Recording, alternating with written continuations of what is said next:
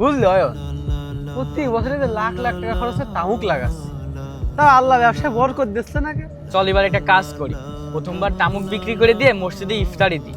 প্রথম রোজা ইফতারি দেবো, তাহলে আল্লাহ আমাকে খুব বরকত দেবেন। হ্যাঁ, এই যে এতদিন পর একটা ভালো কথা কইছিস, আল্লাহ লাগে খুশি করতে হবে। চ লেবার টেবার ফোন দে, কজে তামুক কিছু তুলে না হাটে নিয়ে বেঁচে দিবি।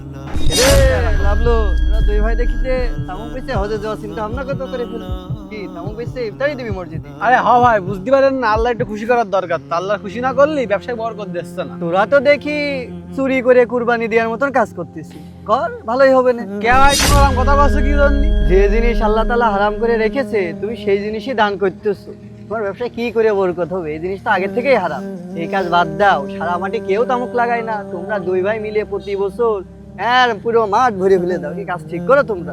আরে ভাই তো ঠিক কথাই বলেছে, তাহলে এরপরে তো তামুকের ব্যবসা করা যাবে না, আর ইফতারি দেওয়া লাগবেন না, বাদ দে। ভাই আপনাদের বিষয়টা তো আমি আগে এরম ভেবে দেখিনি কোনোদিন। ভাবে কি করবি তোরা, গেলাম থাক।